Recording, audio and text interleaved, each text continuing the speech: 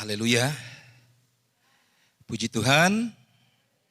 Selamat pagi menjelang siang Bapak Ibu, saudaraku yang terkasih di dalam nama Tuhan Yesus Kristus.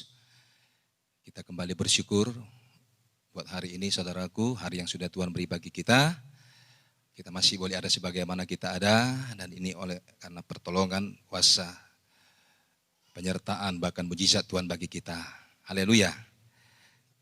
Kini saatnya kita akan dengarkan firman Tuhan, kita akan dengar-dengaran kepada firman Tuhan. Dan oleh sebab itu mari fokus kepada firman Allah. Ya. Mari kita siapkan hati pikiran kita, ya. Kita arahkan pandangan kita kepada Tuhan. Karena kebenaran firman Tuhanlah kita akan diberikan kemampuan, diberikan kekuatan, ya, diberikan jalan keluar, diberikan sukacita, bahkan kemenangan demi kemenangan bagi kita. Haleluya. Dan oleh sebab itu mari siapkan hati pikiran kita untuk mendengarkan firman Tuhan.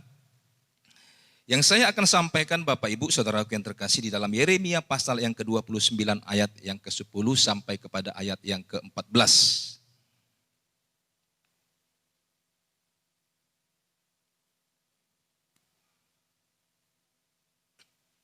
Yeremia pasal yang ke-29 ayat 10 sampai kepada ayat yang ke-14.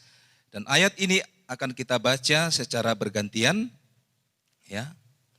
Nanti saya baca ayat yang ke-10, lalu saudara ayat 11, dan ayat yang terakhir kita akan membacanya bersama-sama. Sudah jumpa ayatnya? Amin. Haleluya, demikian firman Tuhan. Sebab beginilah firman Tuhan, apabila telah genap 70 tahun bagi Babel, barulah aku memperhatikan kamu. Aku akan menepati janjiku itu kepadamu dengan mengembalikan kamu ke tempat ini.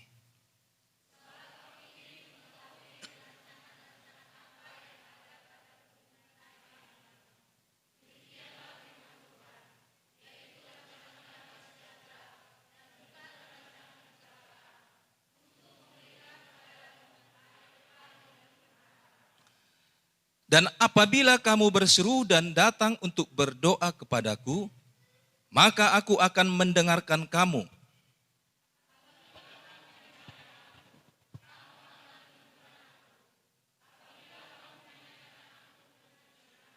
Sama-sama. Aku akan memberi kamu menemukan aku, demikianlah firman Tuhan, dan aku akan memulihkan keadaanmu, dan akan mengumpulkan kamu dari antara segala bangsa dan dari segala tempat kemana kamu telah kucerai-beraikan. Demikianlah firman Tuhan, dan aku akan mengembalikan kamu ke tempat yang dari mana aku telah membuang kamu. Katakan amin. Haleluya. Hari ini saya akan menyampaikan kebenaran firman Tuhan, ya. Yang temanya adalah hidup di dalam otoritas Allah, ya. Hidup dalam otoritas Allah. Saudaraku yang terkasih, kita harus sadari, saudaraku yang terkasih, bahwa kehidupan kita, ya, kehidupan saudara, kehidupan kita semua, ya, kehidupan yang dikendalikan oleh Allah. Amin. Ya, dikendalikan oleh pribadi yang berkuasa, yang tidak lain adalah Allah sendiri. Ya. Allah yang kita sembah ini adalah Allah yang berotoritas penuh. Ya. Otoritas penuh, tidak setengah-setengah. Ya. Tidak tanggung-tanggung, tetapi otoritas yang penuh atas seluruh kehidupan manusia. Ya. Sepenuhnya, seluruhnya. Jadi sekuat apapun kita, sehebat apapun kita, mau tidak mau saudaraku yang terkasih, kita harus tunduk kepada satu pribadi yang memiliki otoritas atas kehidupan kita. Ya. Tuhan yang mempunyai otoritas, Tuhan yang berotoritas atas hidup kita. Dia Allah pencipta alam semesta. Dia Allah yang menciptakan saudara dan saya. Dia Allah yang menciptakan seluruh manusia.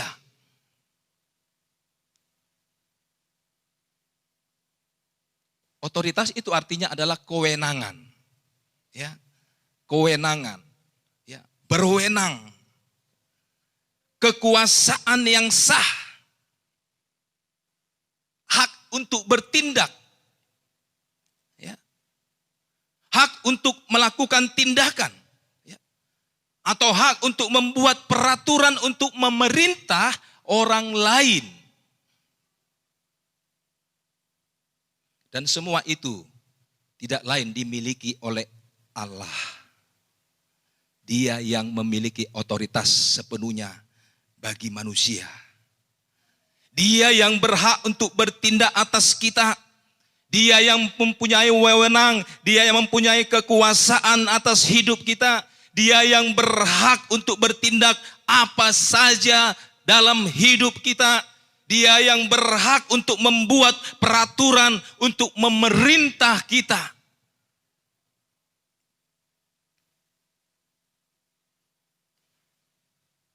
Jadi siapa kita sesungguhnya? Siapa kita sesungguhnya, saudaraku? Sehingga kita punya hak untuk melawan otoritas Allah.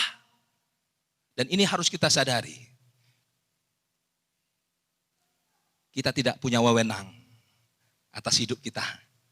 Sesungguhnya kita tidak punya otoritas atas hidup kita. Sesungguhnya kita tidak bisa mengatur hidup kita.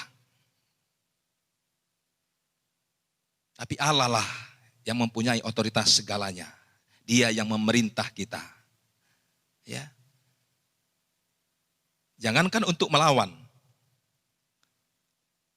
Untuk memberi masukan saja pun, untuk memberikan nasihat saja pun paling tidak sedikit, itu pun kita tidak layak. Ya, nggak layak, saudaraku. Kita bilang sama Tuhan, Tuhan kalau boleh aku sedikit kasih masukan. Ya. Nggak layak. Kita nasihati pula Tuhan. Apalagi. Jadi kita nggak berwenang, kita nggak berhak.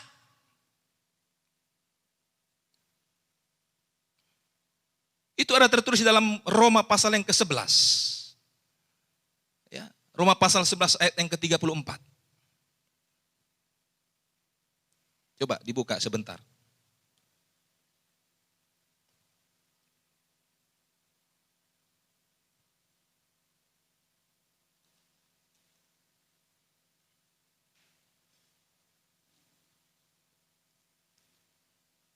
Roma pasal 11 ayat 34 dikatakan dalam firman Tuhan. Sebab siapakah yang mengetahui pikiran Tuhan? Ya. Siapa yang mengetahui pikiran Tuhan? Atau siapakah yang pernah menjadi penasehatnya? Ya. Siapa? Enggak ada. Enggak ada orang yang bisa menasihati Tuhan. Enggak ada orang yang mengetahui pikiran Tuhan. Enggak ada. Satupun manusia di muka bumi ini tidak tahu apa yang menjadi pikiran Tuhan. Tidak ada satupun manusia yang bisa menasihati Tuhan. Kasih masukan kepada Tuhan. Tidak bisa.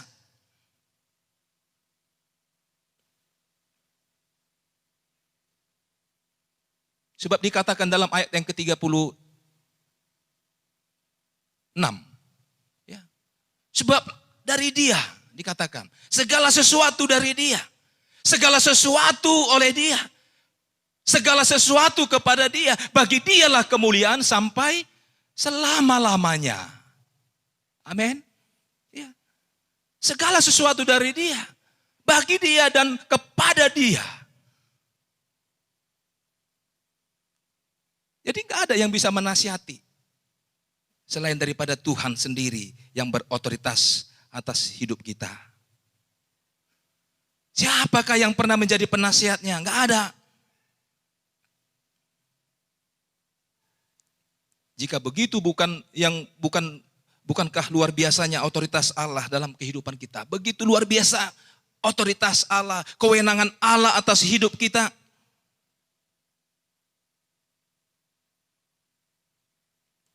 Dengan kata lain, artinya apa? Kita tidak punya pilihan. Kita harus tunduk.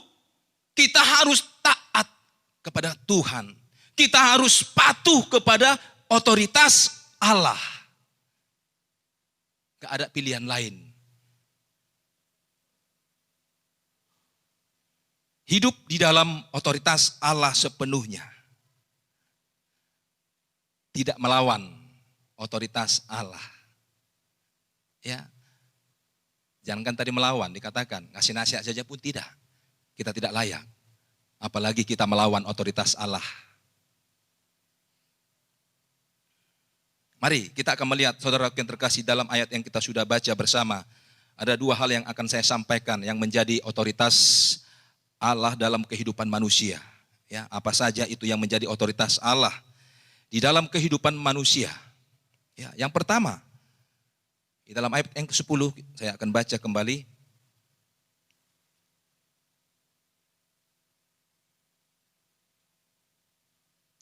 Demikian firman Tuhan.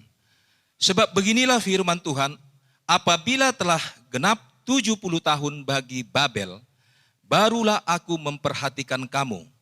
Aku akan menepati janjiku itu kepadamu dengan mengembalikan kamu ke tempat ini. Ya. Ini hal yang pertama, saudaraku yang terkasih. Ya. Hal yang menjadi otoritas Allah dalam kehidupan manusia yang pertama itu adalah waktu. Ya. Waktu. Jadi mau tidak mau Allah ini memiliki otoritas penuh atas waktu. Dia yang memiliki otoritas atas waktu. Ya. Saudara tidak mempunyai otoritas atas waktu. Kita semua tidak mempunyai otoritas atas waktu. Dan waktu di sini saudaraku, ya, ini bukan saja waktu yang berbicara tentang detik, tidak. Ini waktu yang bukan hanya sekedar berbicara tentang menit, tentang jam, tentang hari, tentang minggu, tentang bulan, tentang tahun, tidak. Namun lebih luas terhadap waktu, yaitu seberapa lama kita diwajibkan. Ya. Seberapa lama kita diwajibkan, atau lebih tepatnya, seberapa lama kita diizinkan untuk menjalani sesuatu di dalam hidup kita ini. Ya. Jadi nggak bisa kita yang atur hidup kita. Saudara nggak bisa mempunyai otoritas atas hidup saudara. Saudara tidak bisa menginginkan saudara hidup di dalam dunia ini 100 tahun, 200 tahun, tidak bisa. Karena Tuhanlah yang mempunyai otoritas waktu tersebut.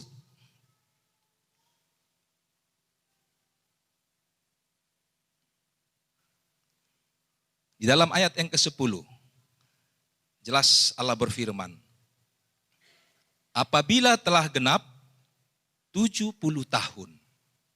Ya. Apabila telah genap 70 tahun, dan ini bicara tentang waktu. 70 tahun ini berbicara tentang waktu. Dan bangsa Israel ketika itu mereka hidup di dalam kesengsaraan. Ya. Mereka alami kesukaran sebagai orang-orang buangan di Babel. Ya. Mereka dibuang ke Babel. Mereka diungsikan ke Babel. Selama 70 tahun. Ya. Bisa Bapak Ibu bayangkan 70 tahun. Ya.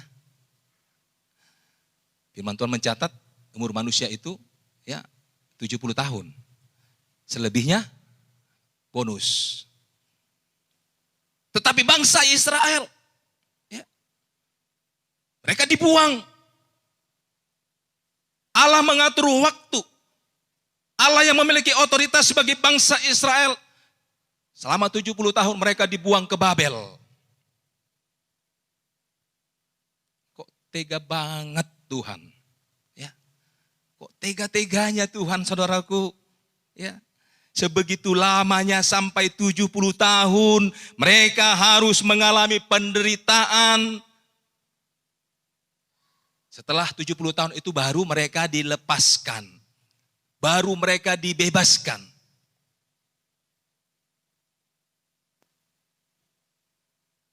Apa enggak bisa Tuhan atur 1 tahun? Bisa. Apa enggak bisa Tuhan atur 2 tahun? Apa enggak bisa Tuhan atur 5 tahun?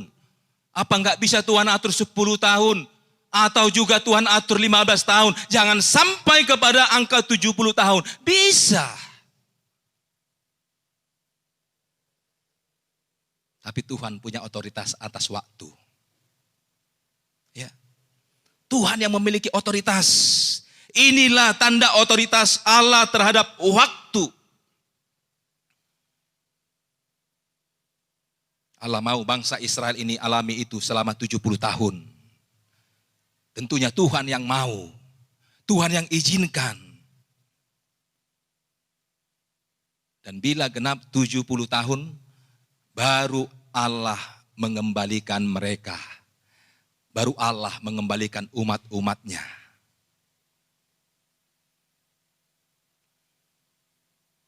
Begitulah juga dalam kehidupan kita pribadi lepas pribadi. Saudaraku yang terkasih, Allah punya otoritas atas berapa lama kita harus menjalani hidup kita ini. Seperti yang sudah saya katakan tadi. Dia yang memiliki otoritas seberapa lama kita hidup. Berapa lama dia beri waktu untuk kita melewati fase-fase dalam hidup ini. Berapa lama masalah, berapa lama beban yang harus kita pikul dalam hidup kita. Berapa lama saudaraku doa itu baru dia jawab. Dia yang memiliki otoritas waktu tersebut.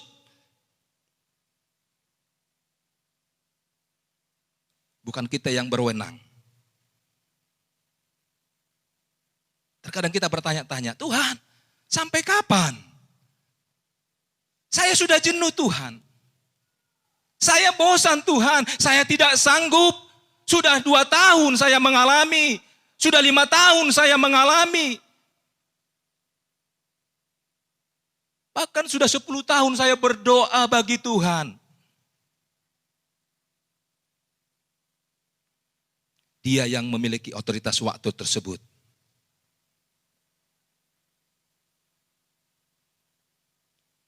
Sebagaimana Abraham, ya, dia harus menunggu selama 25 tahun. Berkat Tuhan itu, kuasa Tuhan itu dinyatakan baginya. Ya, 25 tahun.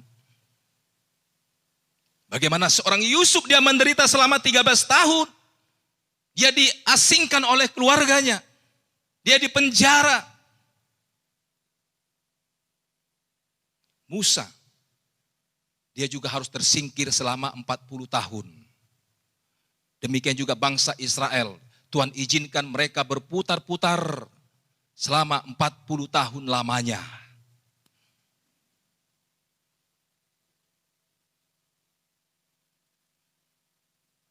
Bagaimana dengan kita, Bapak, Ibu, Saudaraku yang terkasih?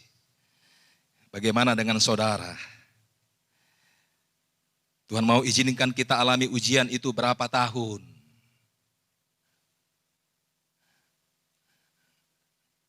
Gak bisa kita minta kepada Tuhan, gak bisa kita atur apalagi. Tuhan yang punya otoritas. Amin. Ya. Tentu berbeda-beda saudaraku satu dengan yang lainnya. Ujian-ujian yang Tuhan izinkan bagi kita. Ya. Ujian Bapak si A dengan Bapak si B itu berbeda. Ujian keluarga si A itu dengan si B itu berbeda-beda. Ya. Karena Tuhan tahu juga kekuatan umat-umatnya. Kalau si A ini sanggup, kalau si B ini kurang sanggup, dia tahu, dia atur segala sesuatunya. Karena dia punya waktu.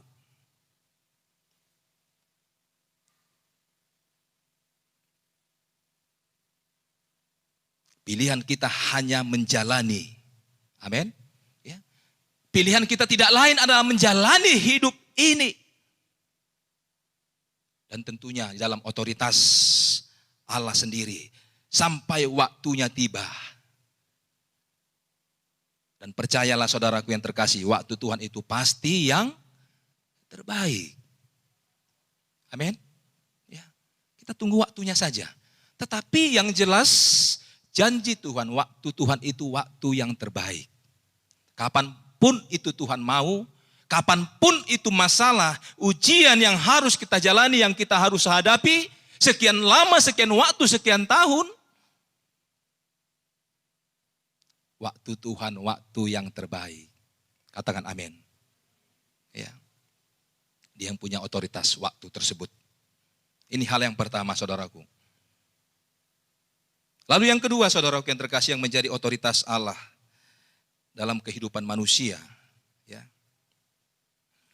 Di dalam ayat yang ke-11 dikatakan dalam firman Tuhan, sebab aku ini mengetahui rancangan-rancangan apa yang ada padaku mengenai kamu, demikianlah firman Tuhan, yaitu rancangan damai sejahtera dan bukan rancangan kecelakaan, untuk memberikan kepadamu hari depan yang penuh harapan. Jadi ini hal yang kedua, ya, yang menjadi otoritas Allah dalam hidup manusia selain daripada waktu. Yang kedua adalah rancangan, ya, rancangan atau masa depan. Ya. Dia punya rancangan, ya. Dia memiliki rancangan dia mempunyai otoritas atas rancangan dan masa depan. Karena firman Tuhan mencatat, sebab aku ini dikatakan, aku ini, aku Tuhan, aku Allah, dan aku mengetahui rancangan apa yang ada padaku mengenai kamu. Tentang kamu aku tahu segalanya, mengenai kamu aku tahu segalanya.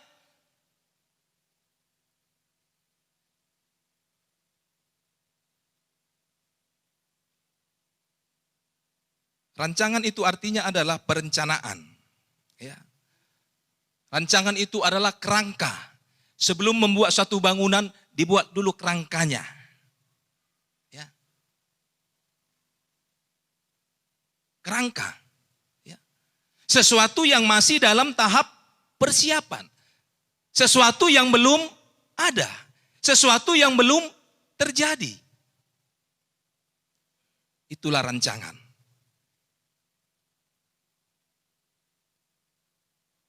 Dan sering sekali saudaraku, ya, yang dirancang manusia itu adalah masa depan.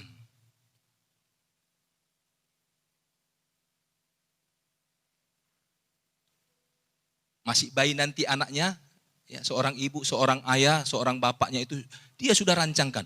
Nanti jadi apa anakku ini kalau sudah besar? Apa yang dirancangkan? Apa yang sering dirancangkan oleh manusia? Tidak lain adalah masa depan.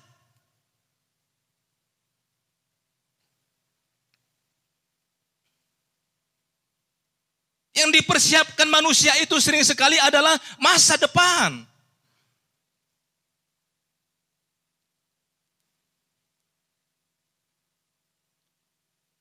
Anak-anak belia, asal ditanya, kalau sudah besar nanti jadi apa? Jadi polisi. Kalau sudah besar jadi apa? Jadi tentara. Kalau kau nanti besar jadi apa? Jadi dokter, jadi insinyur.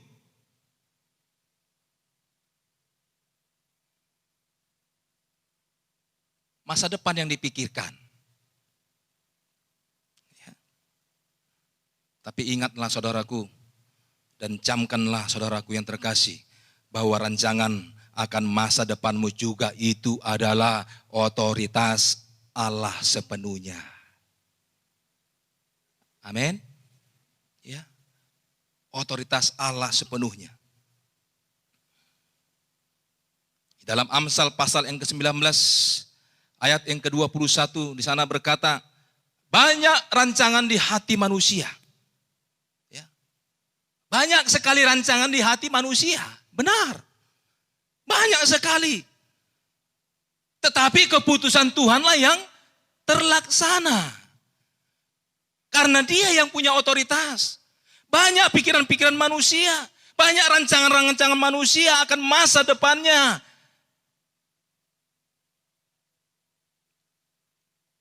Tapi keputusan Tuhan yang terlaksana. Kalau bukan Tuhan yang katakan iya, tidak akan terlaksana. Kalau Tuhan tidak katakan tidak, itu tidak akan gagal.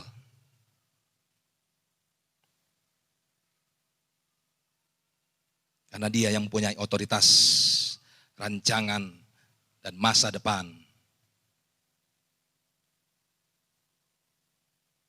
Yesaya pasal yang ke-55 ayat 8 sampai kepada ayat yang 9. Rancanganku bukanlah rancanganmu, kata firman Tuhan. Bagaikan tingginya langit dan bumi. Rancanganmu dan rancanganku itu berbeda. Rancanganku itu setinggi langit. Rancanganmu itu sangat kecil, rendah.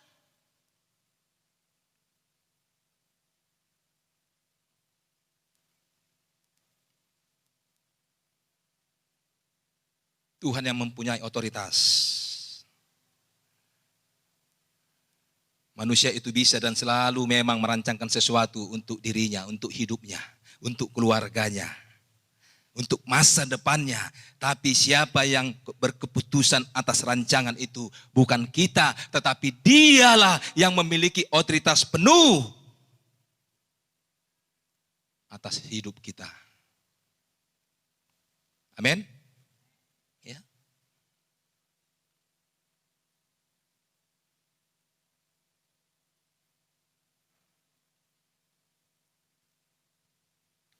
Dampak dari pandemi COVID-19 ya, yang terjadi sekian lama yang kita tidak tahu kapan.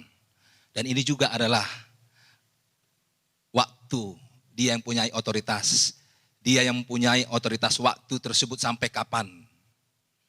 Dia yang mempunyai otoritas rancangan-rancangan ini sampai kapan. Dia yang mempunyai otoritas. Kita tidak tahu, saudaraku yang terkasih, sampai kapan ini ya selesai. Sampai kapan kunjung usai pandemi COVID-19 ini. Dampak dari pandemi COVID-19 ini ya, yang terjadi sekian lama, saudaraku, ini membuat gagal. Ini membuat rusak rencana-rencana, rancangan-rancangan manusia. Benar enggak? Ya. Masa pandemi ini banyak rancangan manusia yang rusak, saudaraku. Banyak rancangan manusia yang gagal.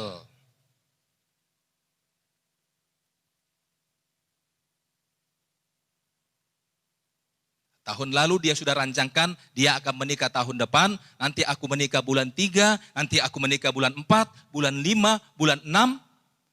Ternyata gagal. Karena pandemi COVID-19. Atau ada anak muda yang sudah berencana memang tahun ini? Ya. Gagal, saudaraku. Ya. Harus diundur.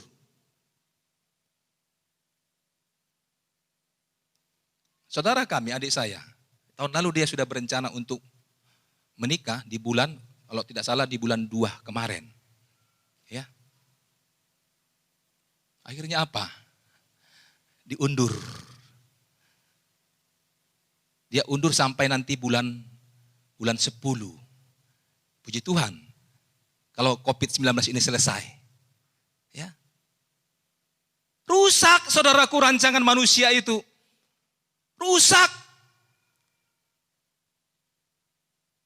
Semua gagal. Jangan-jangan ada yang akhirnya pasangannya pun ikut ganti. Ya, ikut ganti, saudaraku. Jangan-jangan pasangannya pun nanti berubah. Karena lamanya waktu. Rancangan itu bisa berubah.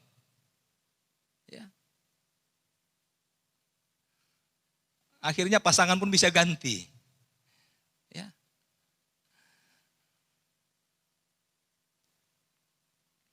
Ada yang berencana kembangkan usahanya, tetapi ternyata harus berhenti. Karena COVID-19 ini. Tutup. Gagal.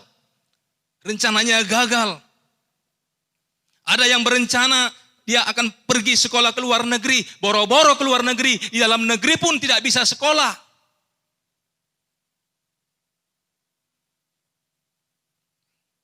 Itu rancangan manusia. Semua sekolah tutup.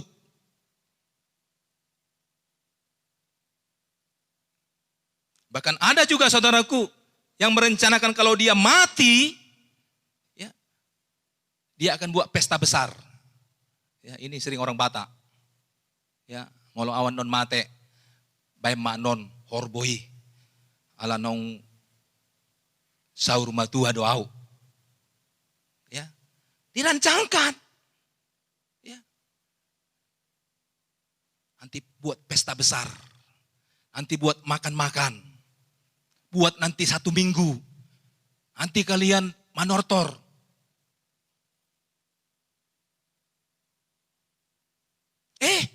Ternyata yang hadir hanya teman dekat saja. Yang hadir hanya tetangga-tetangga saja. Orang lain, apalagi dari luar kota, tidak bisa datang. Rusak enggak rencananya, rancangannya? Rusak semua. Gagal semua rancangannya.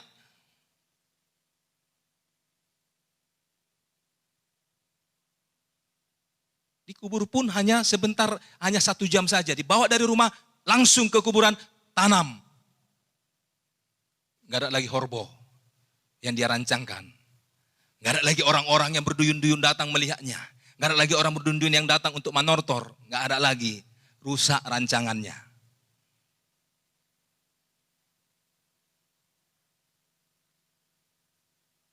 Tamu-tamu jauh, keluar jauh tidak bisa datang karena COVID. Kalau mau datang harus 14 hari dulu di karantina di bandara. Lalu nanti pulangnya pun harus 14 hari lagi di karantina. Kapan melihat mayat itu? Enggak ada waktu. Ya.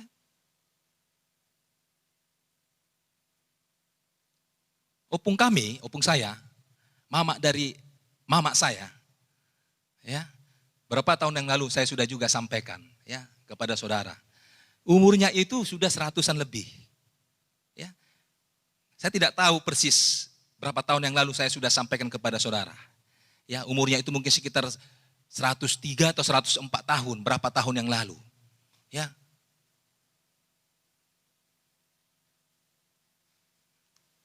Tanggal 1 kemarin, opung kami ini sudah dipanggil Tuhan. Ya. Tahukah saudara, selama sekian tahun penantian, ya, anak dari opung saya ini, Ito mama saya ini ada di Kalimantan, ya, dia juga seorang pendeta. Dia sudah rancangkan saudaraku yang terkasih. Nanti ketika orang tuanya itu meninggal, ya, karena memang opung ini sudah, bisa saya bilang, nggak tahu lagi saya harus, cucunya saja mungkin sudah punya anak, ya, sudah punya, jangan-jangan sudah punya cucu. Ya, bayangkan 100, mungkin sekarang ini sudah 109 atau 110 tahun dia dipanggil Tuhan. Ya.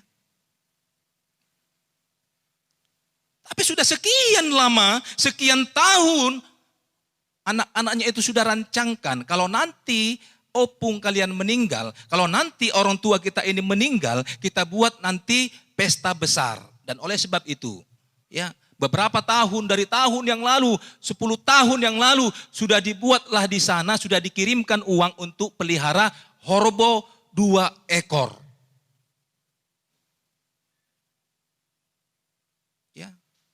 Itu 10 tahun yang lalu saudaraku.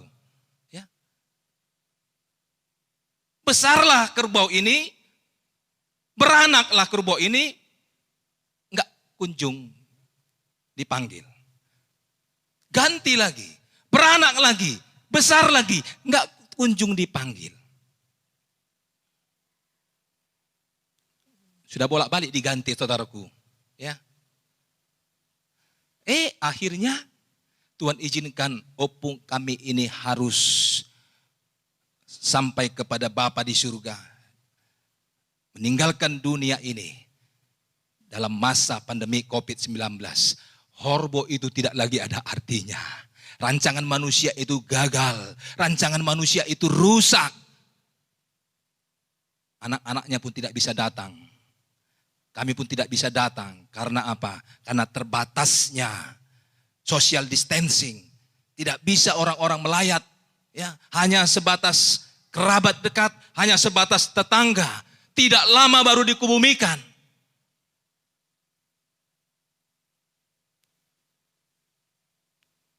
Gagal, ya, rancangan-rancangan manusia itu gagal, ya.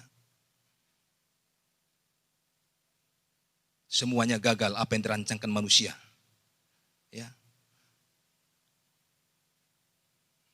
Nanti kalau opung meninggal, kita akan semua datang ke kampung, kata anak-anaknya. Ya. Tapi semua gagal, semua rusak. Ya.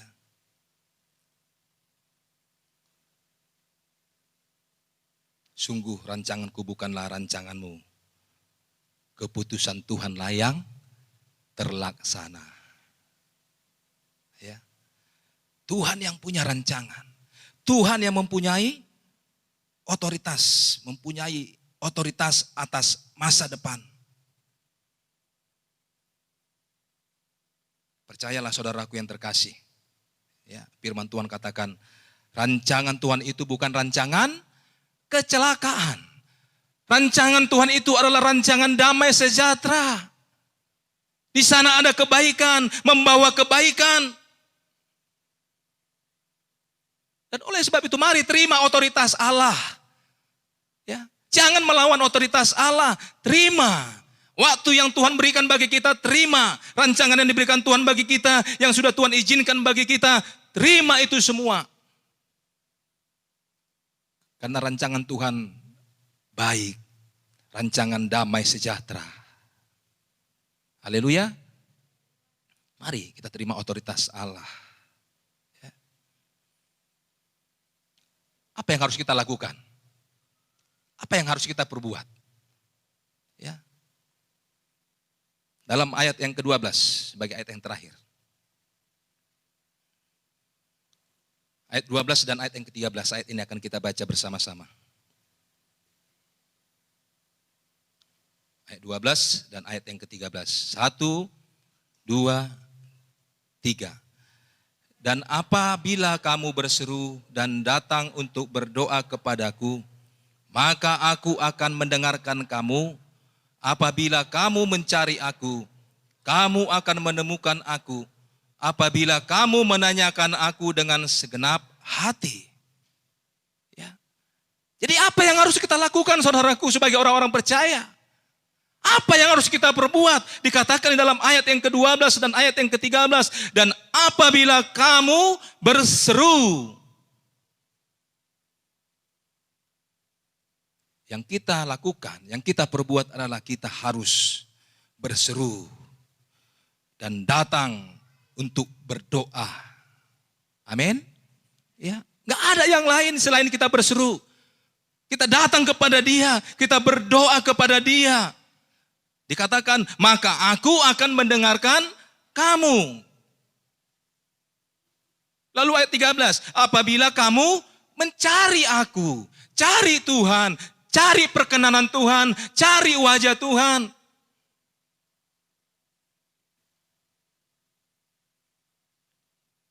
Kamu akan menemukan aku. Apabila kamu menanyakan aku dengan segenap hati. Engkau juga tetap bertanya kepada Tuhan. Minta tuntunan Tuhan. Minta arahan Tuhan. Jangan engkau bertanya kepada manusia. Jangan engkau bertanya kepada orang. Tapi engkau bertanya kepada Tuhan. Inilah yang harus kita perbuat. Datang kepada Dia. Berdoa. Mencari Dia. Haleluya. Di waktu yang sudah Tuhan izinkan bagi kita. Mari kita tetap berdoa kepada Dia. Kita cari wajahnya Tuhan. Kita cari perkenanan Tuhan. Kita berseru kepada Dia. Kita berseru dalam namanya. Maka Dia akan menyatakan segala kemuliaannya bagi kita. Rancangan Tuhan adalah rancangan yang terbaik bagi orang-orang percaya. Katakan amin. Haleluya. Tuhan Yesus memberkati firman-Nya. Tuhan memberkati kita semua. Haleluya.